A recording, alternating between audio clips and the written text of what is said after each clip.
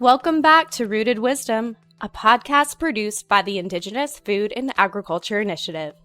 Bonjour, Mary Belle Zook Nadezhnikas, Potawatomi and Dao. Hello, my name is Mary Belle Zook, and I am the Communications Director here at the Indigenous Food and Ag Initiative, and I'm also a member of the Citizen Potawatomi Nation. Miigwech, thank you for tuning into a truly special episode. We have two esteemed guests joining us this month, and November just so happens to be Native American Heritage Month. You're in for a real treat as we celebrate Native American Heritage Month by highlighting tribal agriculture's timeless practices, sustainable techniques, and profound connections. Without further ado, let's get to the conversation. Osio Nagad. Hello, everyone. My name is Carly Griffith Hotvedt. I'm the Executive Director of the Indigenous Food and Agriculture Initiative here at the University of Arkansas, housed at the School of Law.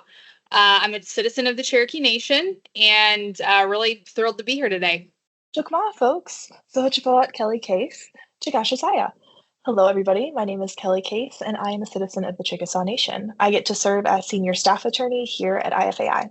Miigwech, many thanks to both of you for joining us here today. So to get started, I thought we could talk about, how you would describe what tribal food and agriculture is. So Kelli, let's start with you. How would you describe tribal food and agriculture? I already outed myself as an attorney, so I'll give you the attorney answer, but I promise there's nuance here, which is it depends.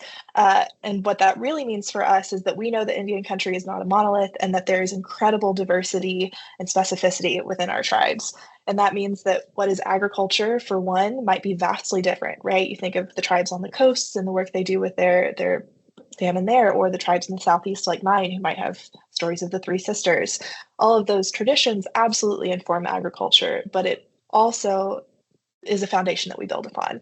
So each tribe gets to set their own priorities, goals, pathways that they want to take to seek out those resources or support those resources and build whatever agriculture is to them. And we get to be in a lovely place where we get to listen when they tell us what those priorities are and what their agriculture is to them and help support them in whatever those efforts are. So when I think about tribal agriculture, I don't think we can talk about it without talking about tribal sovereignty and then food sovereignty. We can't be truly sovereign unless we can feed our own people. Tribal sovereignty requires food sovereignty. And part of that includes production agriculture, but it also includes investment and consideration of food systems and how we are supporting the development of distribution, of aggregation, of transportation, all related to our food products.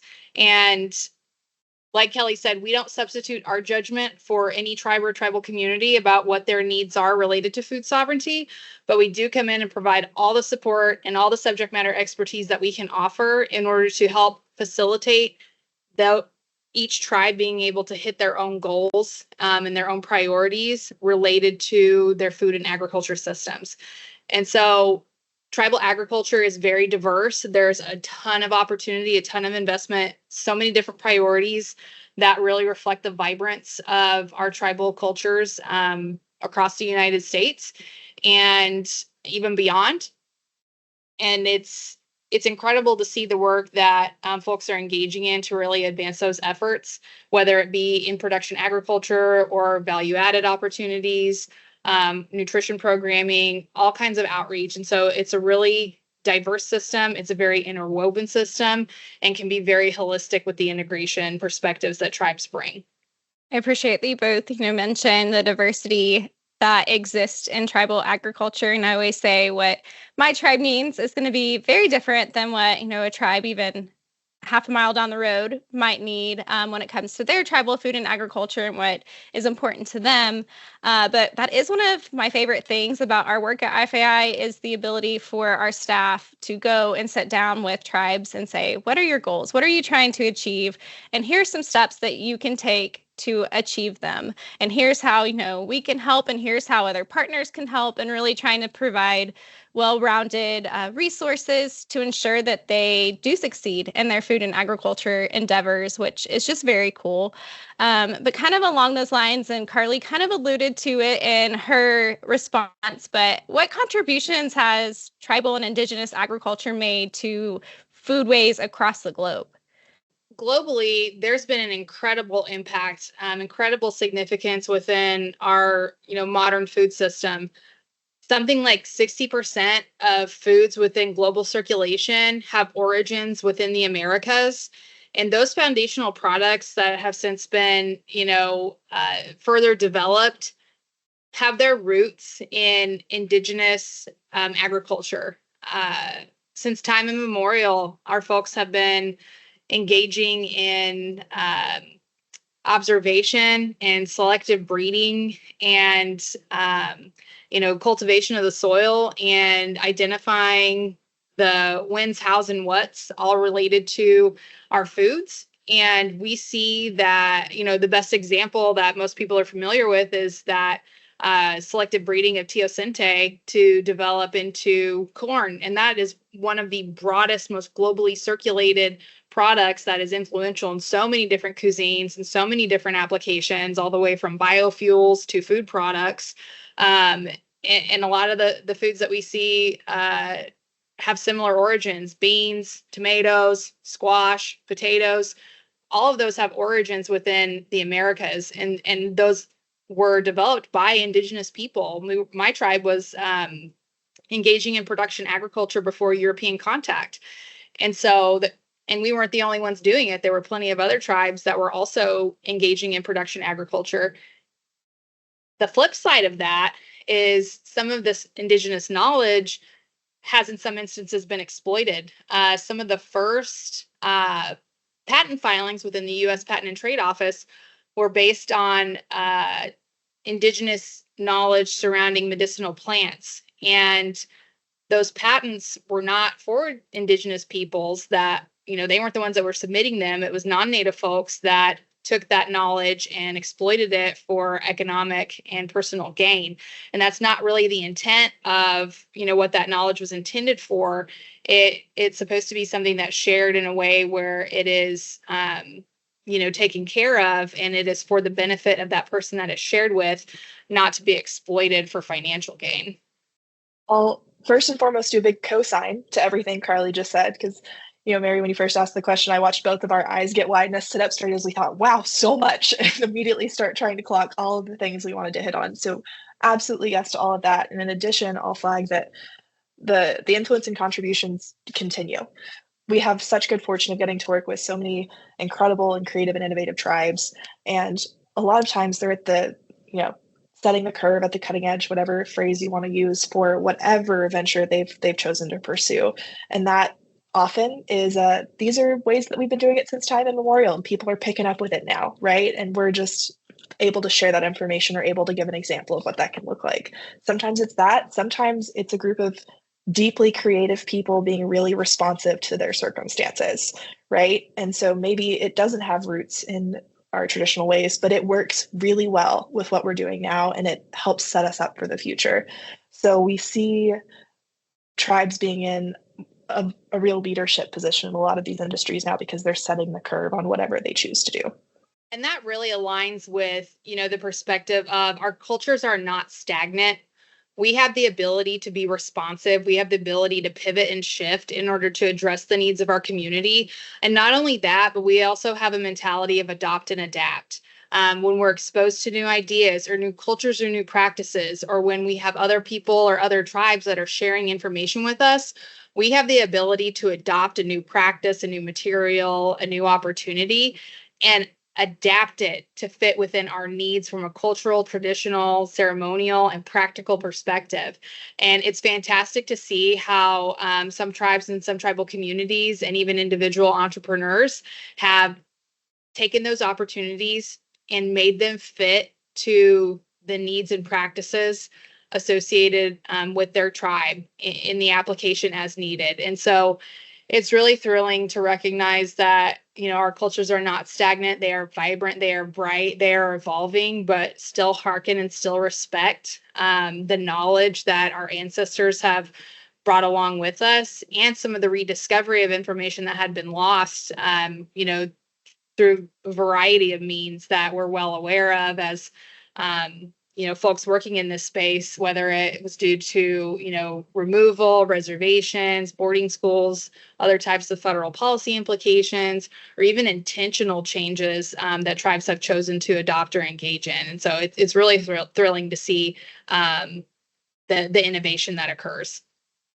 I would definitely agree with all of that. And, there are tribes, like you mentioned, Kelly, that are, adopting to their situation too. Maybe they are remediating lands that need remediation, and they've been stuck on it maybe one way or another, from, reservation policies to different policies. I know for my tribe, implementing cover crops and expectations for those that we're leasing to implement conservation, and just really trying to think about any way possible to ensure that we're leaving things in a better place that's going to positively impact the next 7 generations. That's something that a lot of us Anishinaabe people share, is that idea of 7 generational thinking. And I know it's something that, a lot of folks share across Indian country. And even if they don't necessarily have that same story, it's an idea that is just kind of ingrained in our blood to carry with us, I think. So it is cool to see tribes really taking that, doing what they can where they are, because here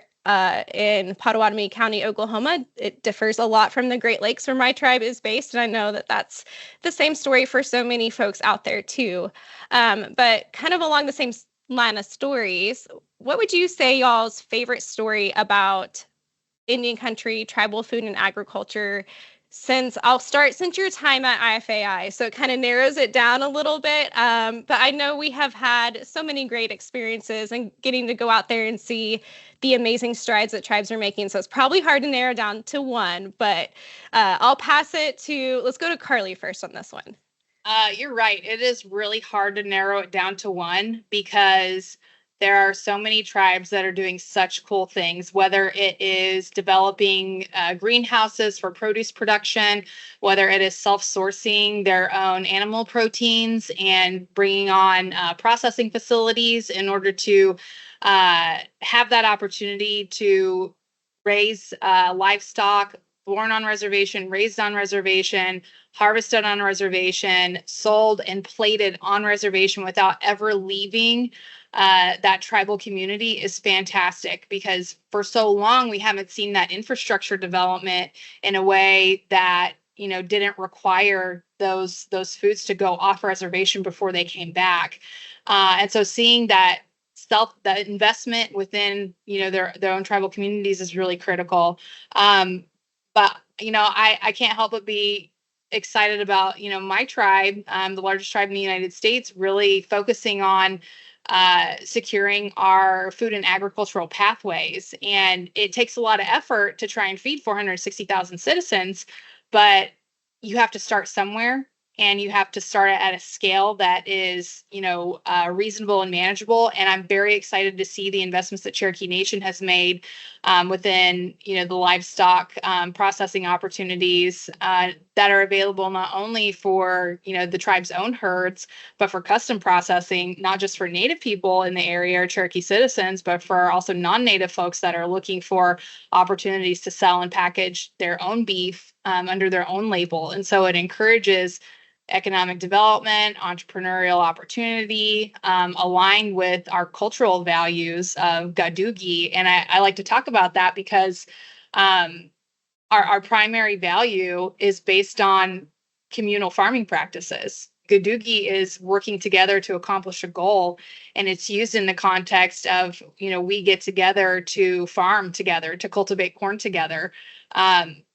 We have an elder who since passed away in our community, Redbird Smith, but he would say, no self-respecting Cherokee is ever without a corn patch. It's that critically important and ingrained to us about working together in the context of corn cultivation, but it applies across the entire perspective of all the work that we do as Cherokee people and how we are directed to be collaborative, how we are directed to work together until the task is done, and how we're directed to really value each other in a way that we recognize that community is critical towards this basic need of feeding ourselves. And it's influential throughout the entirety of our culture, and it's predicated on that collective work in agriculture.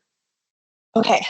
Like y'all said, there's a lot of stories. We get to spend a lot of time in community, our own community, and the Indian country community more broadly. So there's some themes that I take away largely. I get to do a lot of work on our nutrition portfolio, so talking about nutrition and feeding programs. And I was lucky enough to join IFAI at a time where a lot of tribes were taking up the mantle to start reintegrating traditional foods into those feeding programs and finding really creative ways to do that.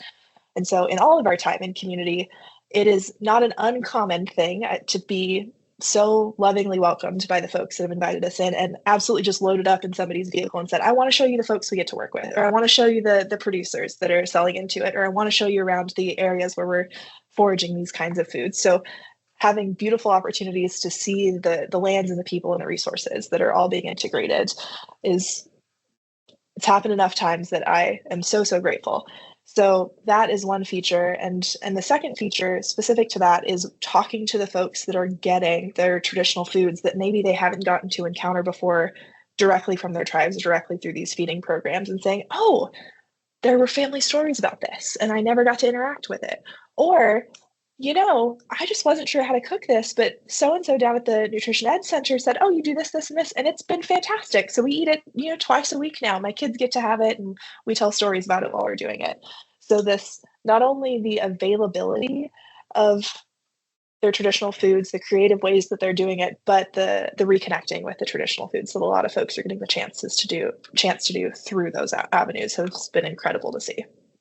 I'd agree. That's probably my favorite part too, is seeing how even tribes are supporting non-native communities around them too through agriculture and creating opportunities, but also, yes, reconnecting us to some of those traditional foods. And, wild rice is not something that grows down here in Oklahoma, but it is key to who we are as Potawatomi people and having Monoman. And, being able to see that even offered as a USDA product is amazing. And it wasn't something, I thought would ever happen in my lifetime, is really seeing these nutrition programs implement some of those aspects that we've heard from tribal leaders, where it is really getting to the heart of community and being able to support those tribal producers and, to find solutions to those around them. And, here, again, I'm going to lean on who I am as a Potawatomi person living here in Pot County. But, a lot of times my tribe is making decisions that also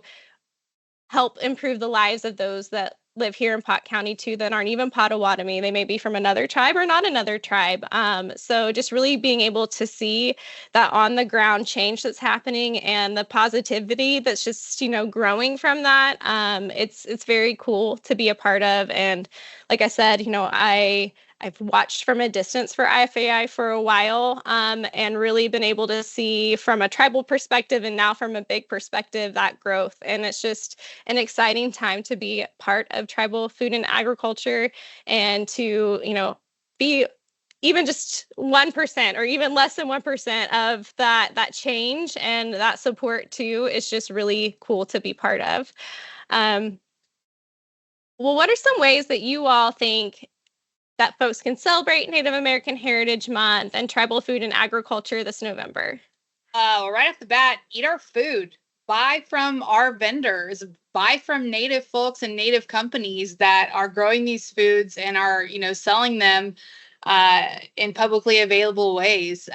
Dine at the tables of Native chefs. There's so much exciting work going on within tribal agriculture and food systems. If you're looking for a list of vendors, you can get on the Intertribal Agriculture Council's website for American Indian foods, and there's a list of vendors that are available, and you can get all kinds of great food from various places. Some of the products are traditional foods and some are not traditional foods, but they are companies that are owned and operated by tribes or Native folks.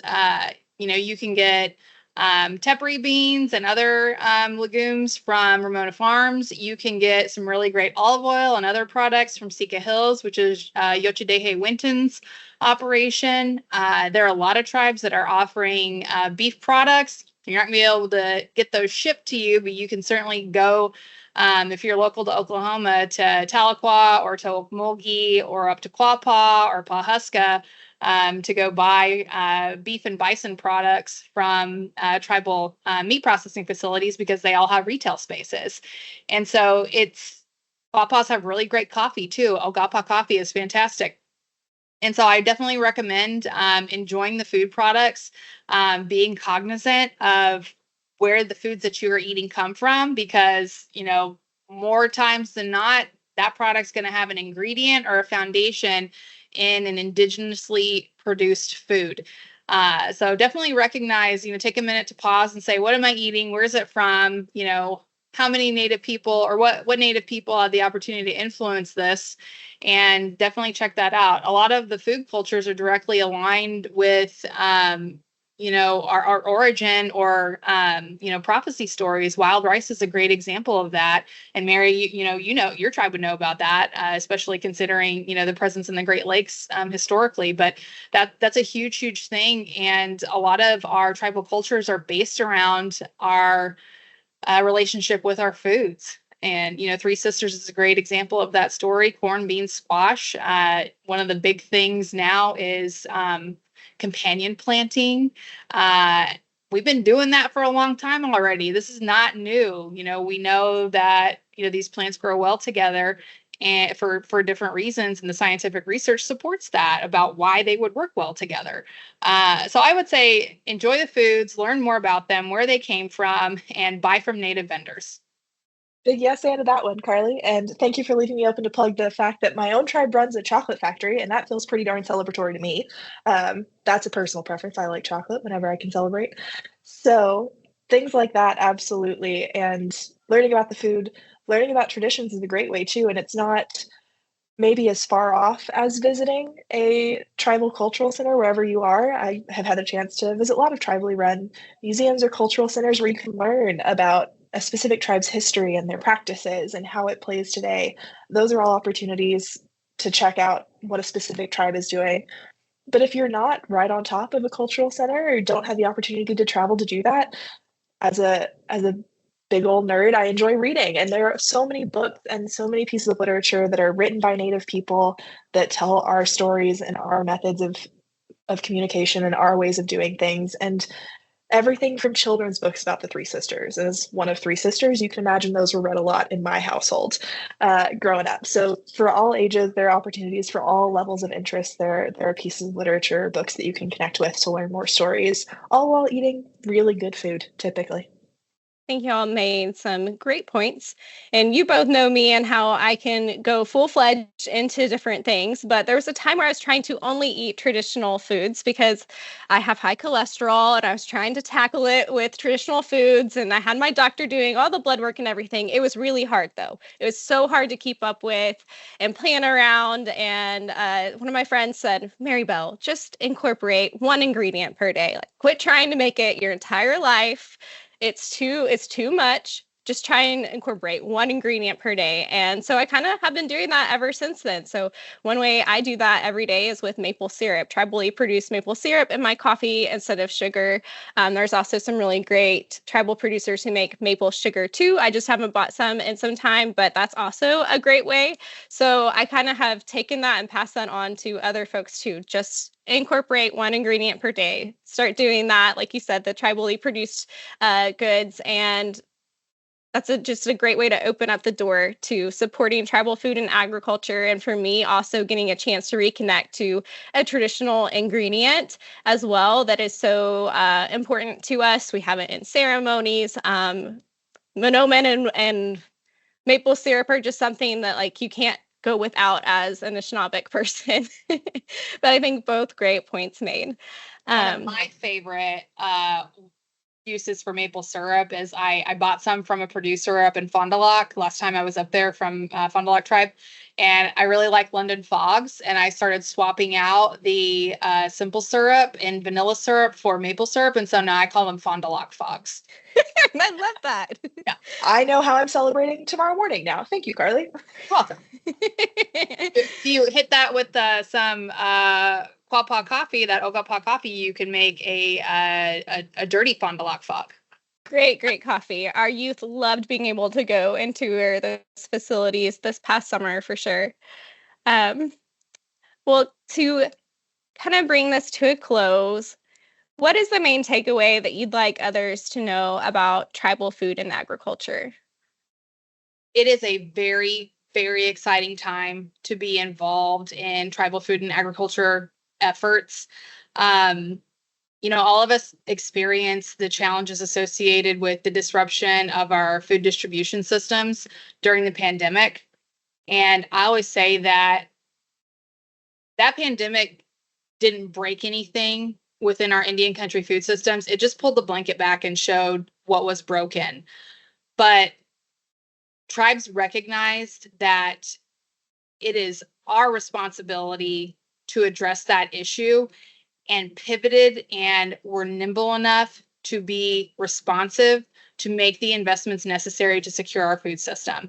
And that came through, support with federal funding. It came through independent initiative. It came through individual citizens really advocating for additional opportunities. And we're seeing tribes step in to close the gap associated with the need for processing infrastructure, for value-added opportunities, for packaging, labeling, distribution, aggregation, transportation, all of those things that really take that food product that are required for it to hit your plate. And, some foods you can grow yourself and dig up out of the ground, knock the dirt off and have a little snack. But a lot of the foods that we eat require some additional effort. And so it's exciting for me to see the recognition and the commitment and the investment of what it takes to feed ourselves, with the knowledge of nobody else is going to save us. We have to do it ourselves. We have to be able to step in and fill the gap. And tribes are really well situated and well suited to bear the burden and responsibility of shouldering the cost and expense associated with that investment, with the knowledge that we may not get an immediate dollar amount revenue return, but that investment we're making is critical to the health, to the culture, to the safety, and to the positive welfare of our tribal citizens. And we will see those investments return in multiple ways, even beyond a revenue investment. And so it's really exciting to know that, healthy food to healthy people gives you not only a healthy body, a healthy mind, healthy cultural experience and connectivity, but also has the opportunity to do support economic development and revenue generation. So it's really holistic, can be very inclusive, and it's thrilling to see. And I'm so excited to get to be a part of this work. It is absolutely an exciting time to be here and to be doing this work. And I would say the takeaway is we need more people doing this work, right? There's the folks who are working on it now are passionate, and we're all working really hard. And there's a good number of folks who are doing it. But, I think Carly used this phrase, we're looking for unicorns a lot of times. We're looking for people who want to work in this field, who have a background in ag, who have a background in Indian country, who understand how to live and work in these spaces.